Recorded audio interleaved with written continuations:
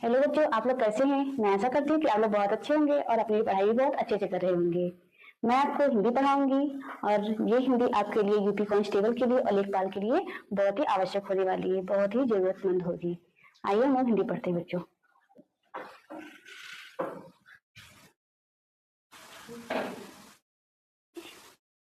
हिंदी भाषा की उत्पत्ति। हिंदी भाषा की उत्पत्ति कैसे हुई है ये हम लोग पहले जानना चाहते हैं। भाषा शब्द संस्कृत की भाष धातु से बना है। भाषा हमारी कहाँ से बनी हुई है? भाषा हमारी भाष धातु से बनी हुई है, जिसका अर्थ है बोलना या कहना। भाषा कहाँ से हमारी ली गई है? भाष धातु से ली गई है और जिसका अर्थ बोलना या कहना है। भाषा ही वह साधन है या माध्यम है। भाषा एक ऐसा साधन या माध्यम है जिसके द्वारा मनुष्य अपने भावों और विचारों को भली भांति एक दूसरे तक पहुंचाने का काम करता है। भाषा अर्जित संपत्ति है जिससे मानव अपने चारों ओर के वातावरण से अर्जित करता है। भाषा एक ऐसा साधन है जिसके द्वारा हम अपनी बातों को दूसरे तक पहुंचाने का काम करते हैं और दूसरे की बातों को, भावनाओं को समझने का काम करते हैं। शब्दों के सार्थक समूह या संकेत को भाषा कहते हैं। भाषा वाक्यों से, वाक्य शब्दों से एवं शब्द मूल ध्वनियों से बनते हैं। जो हमारी भाषा है ये किससे बनी है? भाषा हमारी वाक्यों से बनी है। वाक्य हमारे किससे बने हैं? शब्दों से बने हैं। जो हमारे शब्द हैं वो किससे बने हैं? मूल ध्वनियों से बनते हैं। इस प्रकार वाक्य, शब्द और मूल ध्वनियां ही क्या है? हमारी प्रमुख भाषा के अंग हैं। कामता प्रसाद गुरु के अनुसार भाषा वह साधन है जिसके द्वारा मनुष्य अपने विचारों को दूसरों तक भली भांति पहुंचाता है। कामता प्रसाद गुरु ये कहते हैं कि भाषा एक ऐसा माध्यम है जिसके द्वारा मनुष्य अपने विचारों को दूसरे तक पहुंचाता है और दूसरे के विचारों को स्वयं समझता है और जानता है। भाषा के रूप। अब भाषा के रूप आ गए हैं। अभिव्यक्ति की दृष्टि से भाषा के 3 रूप हैं। भाषा के कितने रूप हैं? 3 रूप हैं। एक हमारी मौखिक भाषा है और एक लिखित भाषा है और एक सांकेतिक भाषा है। जो मौखिक भाषा है ये हम किससे, मुंह से बोल करके इसकी व्याख्या कर सकते हैं। जो लिखित भाषा है इसकी हम व्याख्या लिख कर सकते हैं। जैसे हमने कोई कविता लिखी है, जैसे हमने कोई कहानी लिखी है, कोई निबंध लिखा है। इस प्रकार से हम लिखित भाषा को क्या करते हैं? निबंध के द्वारा और पत्र के द्वारा, लेख के द्वारा या कहानी के द्वारा हम लिख सकते हैं।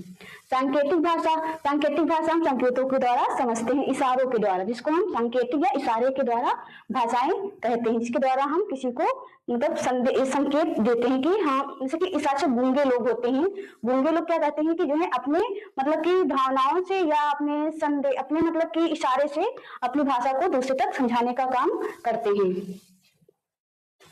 कुछ विद्वान भाषा के 2 रूप बताते हैं। कुछ ऐसे विद्वान हैं जिन्होंने केवल मौखिक भाषा को प्रायोरिटी दी है और लिखित भाषा को दी है, लेकिन सांकेतिक भाषा को नहीं मानते हैं। कुछ विद्वान भाषा के 2 रूप मानते हैं, मौखिक भाषा है, एक लिखित भाषा है, 2 ही को मानते हैं। मौखिक भाषा की सबसे छोटी इकाई क्या है? ध्वनि है। जो हम मुंह से बोलते हैं या मुंह से बोल के हम क्या करते हैं? पढ़ाते हैं, बोलते हैं। अगर अभी हम आपको पढ़ा रहे हैं, समझा रहे हैं तो हम मुंह से समझा रहे हैं ना अपने, तो ये कैसी भाषा है? ये मौखिक भाषा है। और मौखिक भाषा की सबसे छोटी ध्वनि क्या है? छोटी इकाई क्या है? वो हमारी क्या है? ध्वनि है। और लिखित भाषा की सबसे छोटी क्या है? इकाई क्या है? वर्ड होती है। हम किसी भी बात को लिख करके समझाते हैं तो वो हमारी लिखित भाषा हो गई है। लिख कर समझा रहे हैं तो वो क्या है? भाषा की सबसे छोटी इकाई है। छोटी इकाई क्या है? वर्ड है। लेकिन मौखिक क्या है? मौखिक हमारी क्या है? ध्वनि है। जबकि भाषा की सबसे छोटी इकाई क्या है? वर्ड है। वर्ड को ही हम क्या बोलते हैं? अक्षर भी बोलते हैं। ध्वनि के लिखित रूप को वर्ड कहते हैं एवं वर्डों को लिखने के लिए जिन चिन्हों की आवश्यकता होती है उन्हें लिपि कहते हैं। अर्थात ध्वनि के लिखित चिन्हों को वर्ड या अक्षर कहते हैं। भाषा निर्माण की इकाइयों का सही क्रम इस प्रकार है। भाषा इकाइयों का क्रम क्या है? पहले हम ध्वनि लिखते हैं, ध्वनि आती है और देखिए शब्द जैसे है शब्द वर्णों का सार्थक क्रम जो निश्चित अर्थ दे उसे शब्द कहते हैं। जो सार्थक क्रम दे उसे हम क्या कहते हैं? उसे हम क्या कहते हैं? शब्द कहते हैं। जैसे कि कमल, ये जैसे कमल है हमारा, ये कमल जैसे है तो कमल, कमल का कोई अर्थ है। अगर हम इसको कलम, कलम लिख दें तो भी इसका अर्थ है। और इसको लमक अगर ऐसे लिख दें तो हमने एक वर्ड तो लिख दिया, सार्थक भी लिख दिया, क्रम भी लिख दिया, लेकिन इसका कोई हमारा अर्थ नहीं निकल रहा है। तो हमको ऐसा वर्ड लिखना है या ऐसा शब्द लिखना है जो सार्थक हो और उसका कोई ना कोई अर्थ भी निकलता हो। नयन है, नयन का भी अर्थ है। ऐसे चयन है, तो ये हमारे कैसे हैं? ये हमारे शब्द हो गए हैं। अब पद की बात आती है तो सार्थक वर्ड समूह शब्द कहलाता है। जो सार्थक वर्ड है वही हमारा क्या कहलाता है? समूह शब्द कहलाता है। और जब यही शब्द वाक्य में प्रयुक्त होता है तब इसे पद कहते हैं। जब यही क्या कहता है? वाक्य में प्रयुक्त हो जाता है शब्द तो वो क्या कहलाता है? पद कहलाने लगता है। जैसे कि मोहन क्रिकेट खेलता है। अभी केवल मोहन होता तो मोहन एक नाम हो जाता, केवल क्रिकेट होता तो केवल क्रिकेट हो जाता, केवल खेल हो जाता तो केवल खेल हो जाता, तो हमारे शब्द हो जाते। लेकिन यही मोहन क्रिकेट खेलता है तो हमारा ये पूरा का पूरा क्या है? पूरा का पूरा एक हमारा सेंटेंस बन गया है।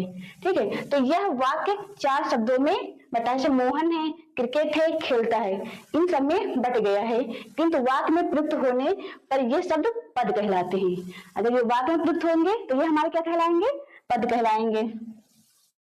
वाक्य, वाक्य 2 या 2 से अधिक शब्दों के सार्थक समूह जो निश्चित अर्थ प्रदान करते हैं, एक निश्चित अर्थ प्रदान करते हैं, उन्हें वाक्य कहते हैं। इसे भाषा की पूर्णतम इकाई कहते हैं। जैसे मोहन कल विद्यालय जाएगा, मोहन कल विद्यालय जाएगा, इसे भाषा की लघुत्तम सार्थक इकाई कहते हैं। यदि इसे जाएगा विद्यालय मोहन कल के रूप में लिखा जाए तो इस वाक्य में कोई क्या नहीं बनना है?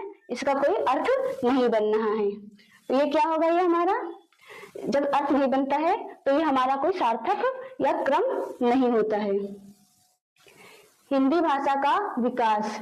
हिंदी विश्व की लगभग 3000 भाषाओं में से एक है। विश्व में हमारे कितने हिंदी हैं? हिंदी विश्व में हमारी भाषाएं 3000 भाषाएं हैं। पूरे विश्व में 3000 भाषाएं हैं।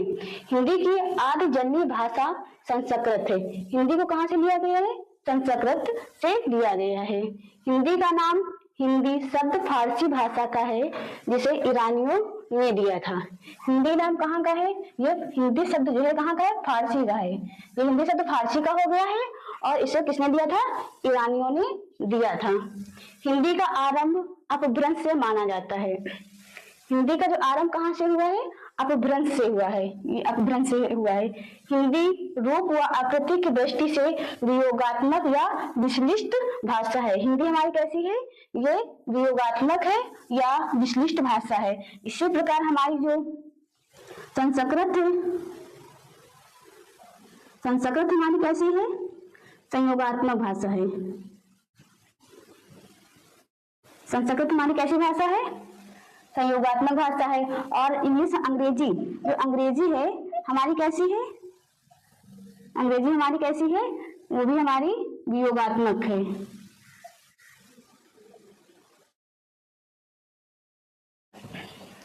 भाषा परिवार की दृष्टि से भारत 4 भाषा परिवार में बटा है। पूरे विश्व में हमारे कितने भाषा परिवार है? 13 भाषा परिवार है। लेकिन भारत के अंदर पूरे कितने भाषा परिवार हैं?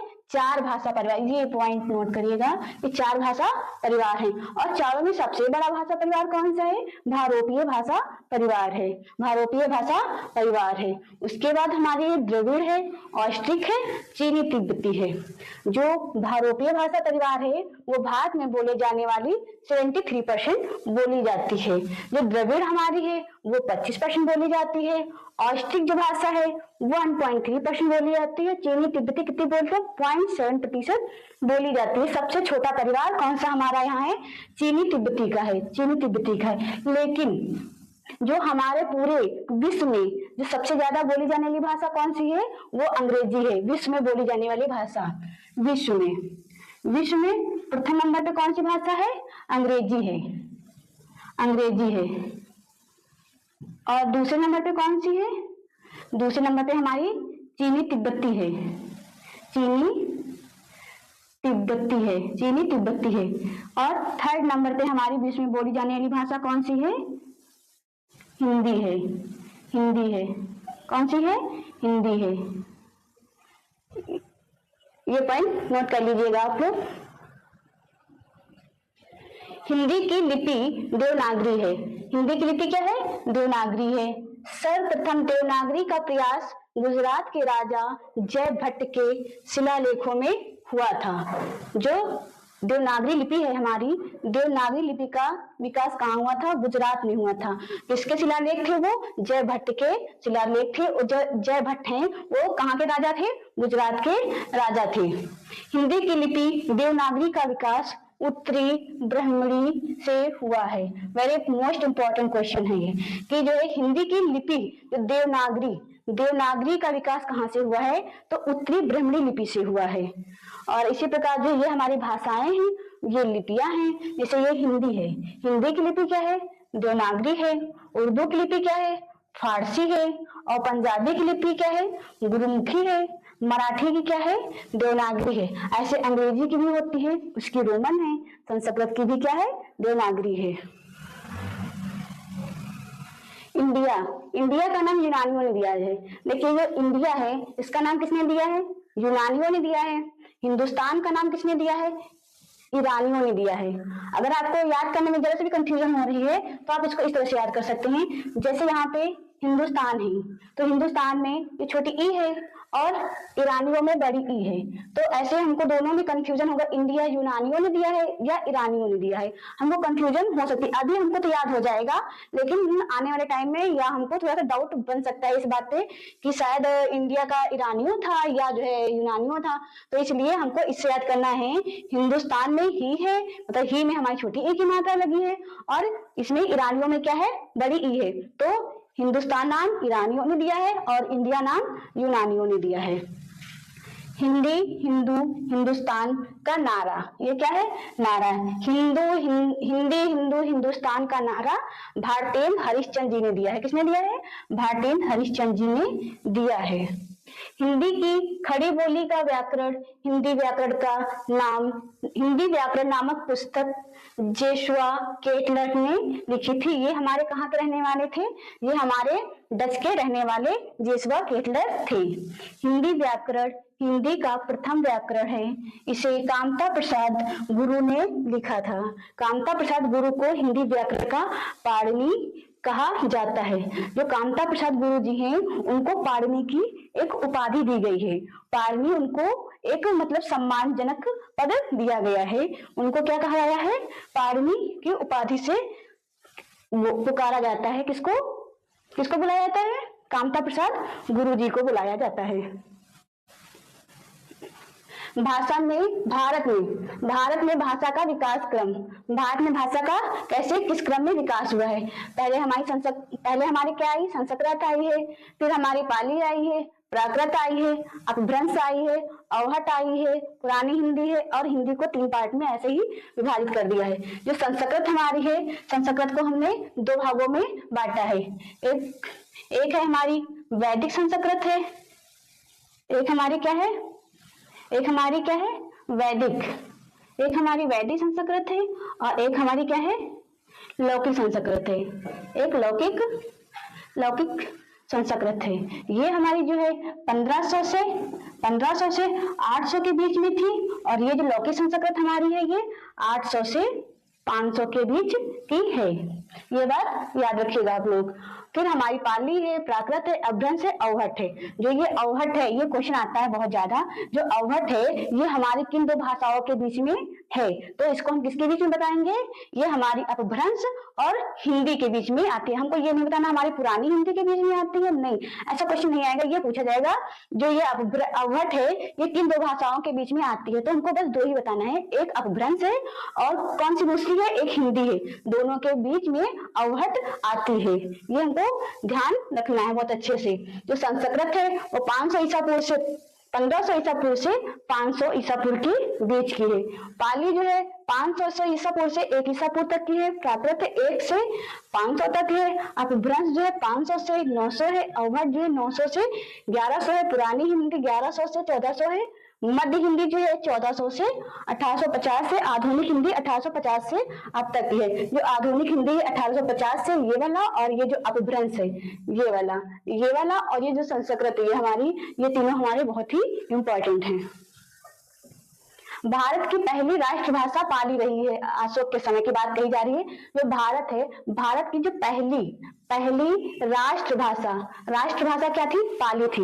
हमारे पूरे भारत देश में हमारी कोई राष्ट्रभाषा नहीं है, जबकि हमारे भारत में राजभाषा, हमारी राजभाषा क्या है? हिंदी है। और हिंदी की लिपि तो आप सब लोग जानते हैं, देवनागरी है। तो हमारे भारत की जो पहली राष्ट्रभाषा है वो पाली रही है। किसके समय की बात कही जा रही है? ये अशोक के समय की बात कही जा रही है। भारतीय भाषा की शाखा के रूप में भारतीय आर्य भाषा के से विकसित है। जो भारोपीय भाषा है ये जो है भारतीय आर्य भाषा से विकसित हुई है। भारतीय आर्य भाषा को 3 भागों में बांटा गया है। जो भारतीय हमारी आर्य भाषा है उसको कितने भाग में? 3 भागों में बांटा है। एक है प्राचीन आर्य भाषा है, दूसरी मध्य आर्य भाषा है, तीसरी हमारी आधुनिक आर्य भाषा है। जो प्राचीन आर्य भाषा है वो 500 से 1500 ईसा पूर्व से 500 ईसा पूर्व तक है। ये हमारी प्राचीन आर्य भाषा है। और जो ये हमारी वैदिक संस्कृत है, अभी हमने आपको थोड़ी देर पहले बताया था, जो 1500 ईसा पूर्व से कितनी है? 800 ईसा पूर्व के बीच की है। और जो लौकिक संस्कृत हमारी है ये हमारी 800 ईसा पूर्व से 500 ईसा पूर्व के बीच की है। मध्य आर्य भाषा, मध्यकालीन आर्य भाषा से पाली, प्राकृत, अपभ्रंश और अवहट का विकास हुआ है। ये कब हुआ है? 500 ईसा पूर्व से 1000 ईसा पूर्व के बीच में हुआ है। किसका? पाली, प्राकृत, अपभ्रंश और अवहट का विकास कब हुआ है? 500 ईसा पूर्व से कितना है? 1000 ईसा पूर्व के बीच हुआ है। आधुनिक आर्य भाषा 1000 ईसा पूर्व से अब तक हिंदी का विकास हुआ है। और हिंदी को हमने कितने भागों में बांटा है? हिंदी को हमने 3 भागों में बांटा है। अभी हमने आपको बताया था पुरानी हिंदी और मध्य हिंदी और एक आधुनिक हिंदी। आधुनिक हिंदी 1850 ईस्वी से अब तक की ये है। अब हम लोग एमसीक्यू हल करते हैं। अब जो हमने अभी थ्योरी पढ़ी है अब वही क्वेश्चन हम लोग यहाँ पे हल करते हैं और देखते हैं हमारे कितने क्वेश्चन सही हो रहे हैं। तो हम लोग पहला क्वेश्चन देखते हैं कि हमारा क्वेश्चन क्या है और हम इसका जवाब क्या दे पा रहे हैं, हमने कितने ध्यान से अपनी थ्योरी को कंप्लीट किया हुआ है। तो कौन सी प्राचीन भाषा नहीं है? देखो बच्चों, यहाँ पे क्वेश्चन पूछा नहीं है तो हमको ये काफी बहुत ही ध्यान से देखना पड़ेगा। नहीं है, अक्सर पेपर में क्या आता है, कौन सी भाषा नहीं है, लेकिन हम लोग क्या करते हैं, ये नहीं पढ़ते हैं और हमारा क्वेश्चन क्या होता है, गलत हो जाता है। लेकिन हमको ये नहीं पे बहुत ही ज्यादा विशेषकर ध्यान देना होगा कि कौन सी प्राचीन भाषा नहीं है। तो देखो, संस्कृत हमारी प्राचीन भाषा है, इसलिए हमारा ये आंसर नहीं होगा। ये अपभ्रंश भी हमारी प्राचीन भाषा है, इसलिए ये भी हमारा आंसर नहीं होगा। और ये जो भोजपुरी है ये हमारी कोई प्राचीन भाषा है नहीं ना, ये हमारी प्राचीन भाषा नहीं है, इसलिए हमारा ये आंसर होगा, क्योंकि यहाँ पे पूछा है कौन सा नहीं है और इसमें ऑप्शन में क्या है, भोजपुरी है, यही हमारा नहीं है, तो यही हमारा क्या होगा, करेक्ट होगा। और ये जो प्राकृत है ये भी होगी, ये भी हमारी क्या है, प्राचीन भाषा है, इसलिए ये भी हमारा आंसर नहीं है। बहुत ही अच्छे समझ में आया होगा। मध्यकालीन भारतीय आर्य भाषा काल, और जो मध्यकालीन आर्य भाषा है हमारी वो कब से कब तक की रही है, तो हमारी रही है 500 ईसा पूर्व से 1000 ईसा पूर्व तक रही है। निम्न में से किस धातु से भाष बनी है, किस धातु से भाष बनी है। अभी हमने आपको बताया है ना कि जो हमने थ्योरी कंप्लीट की उसी से हमारे एमसीक्यू आएंगे। देखिए हमारे वैसे ही एमसीक्यू सेम वैसे ही है। तो किस धातु से बनी है, भाष धातु से बनी है। अगर आपने बहुत ही अच्छे से हमारी थ्योरी देखी होगी तो आप अपने आप से ही अपना एमसीक्यू हल कर रहे होंगे। मैं ऐसा करती हूँ कि आप लोग इसका आंसर स्वयं देंगे। देखिए, किस धातु से भाषा बनी है, भाषा बनी किससे, भाष धातु से बनी हुई है। हिंदी की जननी, हिंदी की आर्य जननी है। हिंदी की आर्य जननी कौन सी है, हिंदी कहाँ से ली गई है, हिंदी हमारी संस्कृत भाषा से ली गई है। भारत में भाषा परिवार की संख्या है, भारत में भाषा परिवार की संख्या है। अभी हमने आपको बताया विश्व में कितनी भाषा परिवार की संख्या है, विश्व में विश्व में पूरे विश्व में कितनी है भाषा परिवार की संख्या, 13 है। लेकिन भारत में हमने आपको कितनी बताई थी, अभी आपको भारत में हमने 4 बताई थी, कितनी हमारी है, 4 है। हिंदी की लिपि है। हिंदी की लिपि क्या है हमारी? हिंदी की लिपि हमारी देवनागरी है। और जो ये अंग्रेजी है हमारी, ये भाषा है, संस्कृत हमारी भाषा है। तो जो अंग्रेजी और संस्कृत हमारी भाषा है, ये पूछ क्या रहा है? हमारा लिपि पूछ रहा है ना, तो हम अंग्रेजी को और संस्कृत को कट कर देंगे, क्योंकि ये हमारे दोनों क्या है? भाषाएं हैं। और दो बची है ऑप्शन में, गुरुमुखी बची है और देवनागरी बची है। और हमने आपको बताया था हिंदी की जो लिपि है वो क्या है? देवनागरी है। जो गुरुमुखी है ये हमारी क्या है? लिपि है, लेकिन किसकी है? पंजाबी भाषा की। किसकी है? पंजाबी भाषा की है। पंजाबी भाषा की है। जो संस्कृत की लिपि क्या है? संस्कृत की क्या है? देवनागरी है। देवनागरी है। और अंग्रेजी की क्या है? अंग्रेजी की रोमन है। अंग्रेजी की क्या है? रोमन है। लेकिन इसमें किसकी पूछा है? हिंदी की पूछा है। हिंदी की हमारी क्या हो जाएगी? देवनागरी हो जाएगी। देवनागरी लिपि का विकास किससे हुआ है? जो देवनागरी लिपि है उसका विकास किससे हुआ है? यह ब्राह्मणी से हुआ है। किससे हुआ है? ब्राह्मणी से हुआ है। मराठी किस लिपि में लिखी जाती है? तो मराठी किस में लिखी जाती है? मराठी हमारी देवनागरी में लिखी जाती है। और रोमन तो हमने बताई अभी आपको अंग्रेजी की होती है, बताइए ना सबसे पहले। और इंडिया नाम किसने दिया है? इंडिया नाम किसने दिया है? इंडिया नाम दिया है इसमें यूनानियों ने दिया है। किसने दिया है? यूनानियों ने दिया है। और हिंदुस्तान नाम किसने दिया है? हिंदुस्तान नाम किसने दिया है? ईरानियों ने कौन सा नाम दिया है? हिंदुस्तान दिया है। कौन सा नाम दिया है? हिंदुस्तान नाम किसने दिया है? ईरानियों ने दिया है। हिंदुस्तान का नारा किसने दिया है? हिंदुस्तान का नारा किसने दिया है? भारतेंद्र हरिश्चंद्र जी ने दिया है। किसने दिया है? भारतेंद्र हरिश्चंद्र जी ने दिया है। निम्न में से मध्य आर्य भाषा से किस भाषा का विकास नहीं हुआ है? अब यहाँ पे क्या आया है? नहीं हुआ है। हमने क्या बोला था? बहुत ही अच्छे से क्वेश्चन पढ़ना है। किसका नहीं हुआ है? मध्य आर्य भाषा से किसका नहीं हुआ है? जो पाली का हुआ है, प्राकृत का हुआ है, अपभ्रंश का हुआ है, संस्कृत का नहीं हुआ है। इसीलिए ये हमारा क्वेश्चन सही होगा और ये हमारे क्या होंगे? गलत होंगे। तो इसलिए ये क्वेश्चन हमारा क्या हो जाएगा? सही हो जाएगा, क्योंकि यहाँ पे पूछ रहा है किसका नहीं हुआ है। विश्व में कितने भाषा परिवार हैं? अभी हमने आपको थोड़ी देर पहले बताया है कि विश्व में कितने भाषा परिवार हैं? पूरे विश्व में 13 भाषा परिवार हैं। कितने भाषा परिवार हैं? 13 भाषा परिवार हैं। हिंदी खड़ी बोली का प्रथम व्याकरण किसने लिखा है? हिंदी की खड़ी बोली का व्याकरण किसने लिखा है? प्रथम व्याकरण किसने लिखा है? प्रथम व्याकरण जोशुआ केटलर ने लिखा हुआ है। किसने लिखा है? जोशुआ केटलर ने लिखा है। हिंदी का प्रथम व्याकरण किसने लिखा है? हिंदी का प्रथम व्याकरण किसने लिखा है? कामता प्रसाद गुरुजी ने लिखा है। किसने लिखा है? कामता प्रसाद गुरुजी ने लिखा है। निम्न में से भाषाओं का सबसे बड़ा परिवार है। भाषाओं का सबसे बड़ा परिवार कौन सा है? अभी बताया था ना, भारोपीय भाषा परिवार है। कौन सा है? भारोपीय भाषा परिवार है। भारत की पहली राष्ट्रभाषा है। भारत की पहली राष्ट्रभाषा कौन सी है? अभी बताए थे ना, भारत की पहली राष्ट्रभाषा कौन सी है? वो हमारी पाली है। कौन सी है? पाली। किसके समय की है ये अशोक के समय की है। किसके समय की है? अशोक के समय की है। अभी हमने बताया था ना आपको कि जो किसके समय की है? अशोक के समय की है। पाणिनि कौन थे? पाणिनि ये कौन थे? ये संस्कृत व्याकरण के पिता थे। कौन थे पाणिनि? संस्कृत व्याकरण के पिता थे। भारत में हिंदी की किस वर्ष अपनाया गया? भारत में जो हिंदी जो है किस वर्ष अपनाई गई थी? तो 14 सितंबर 1949 को अपनाई गई थी। कब? 14 सितंबर 1949 को। दक्षिण भारत में हिंदी प्रचार प्रसार सभा का मुख्यालय कहाँ पे है? जो हिंदी प्रचार प्रसार सभा का मुख्यालय कहाँ है? वो हमारा चेन्नई में है। ये चेन्नई में कहाँ पे? चेन्नई कहाँ है? तमिलनाडु। कहाँ पे? तमिलनाडु। कहाँ पे? तमिलनाडु पे है। कहाँ में? तमिलनाडु में है। वर्तमान में हिंदी का प्रचलित रूप क्या है? वर्तमान में हिंदी का प्रचलित रूप क्या है? जो बोली जाने वाली भाषा सबसे ज्यादा है वो कौन सी है? खड़ी बोली है। खड़ी बोली को हम दूसरे नाम से भी जानते हैं। वो कौन सा दूसरा नाम है? कौरवी। इसको किस नाम से जानते हैं? कौरवी के नाम से भी जानते हैं। थैंक यू बच्चों। कैसी लगी क्लास आपको? आप लोग जरूर बताएं। मैं आशा करती हूँ कि आप लोगों को मेरी क्लास बहुत ही पसंद आई होगी। धन्यवाद।